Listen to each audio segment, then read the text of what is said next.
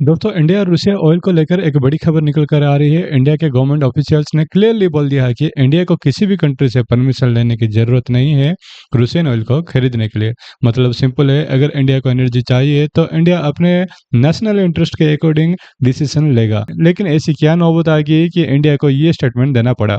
दोस्तों बात यह है कि यूएस के ट्रेजरी सेक्रेटरी स्कॉट बेसेंट का एक ट्वीट आया है। उस ट्वीट में अमेरिका ने कहा है कि इंडिया को 30 दिन का टेम्पररी वेवर दिया गया है ताकि इंडिया रिफाइनरीज रूसियन ऑयल को खरीद सके। यूएस ने इंडिया को 30 डेज का टेम्पररी परमिशन दिया है। मतलब सोच सकते हो 30 दिन तक इंडिया जितना चाहे रूसियन ऑयल खरीद सकता है। उसके बाद इंडिया परचेज नहीं कर सकता है रूसियन ऑयल। मतलब यूएस से परमिशन लेनी पड़ेगी। यूएस का कहना है कि ये ग्लोबल ऑयल सप्लाई स्टेबल करेगा, लेकिन यूएस चाहता है कि फ्यूचर में इंडिया यूएस से ही ज्यादा ऑयल खरीदे, ना कि रूसिया से। लेकिन सवाल ये आता है कि भाई अमेरिका कौन होता है 30 डेज का डेडलाइन देने का, और इंडिया के पास हक है, वो अपनी मर्जी से जहां चाहे वहां से ऑयल खरीद सकता है। लेकिन स्टोरी यही खत्म नहीं होती है। मिडिल ईस्ट में टेंशन और भी ज्यादा बढ़ रहे हैं और ईरान ने वार्निंग दी है कि अगर सिचुएशन एस्केलेट होते हैं तो ऑयल प्राइसेस $200 पर बैरल तक जा सकते हैं। अगर ऐसा सिचुएशन रहता है तो सिर्फ इंडिया ही नहीं, पूरी वर्ल्ड इकोनॉमी इंपैक्ट होगी, इन्फ्लेशन बढ़ेगा और ग्लोबल मार्केट्स भी सेक हो सकता है। इस सिचुएशन में रूसिया को बेनिफिट मिल सकता है, क्योंकि जब जब ऑयल के प्राइसेस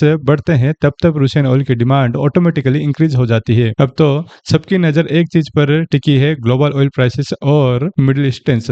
आपका क्या ओपिनियन है? क्या इंडिया को रूसियन ऑयल खरीदते रहना चाहिए या फिर नहीं? वीडियो पसंद आई तो लाइक और सब्सक्राइब करना मत भूले।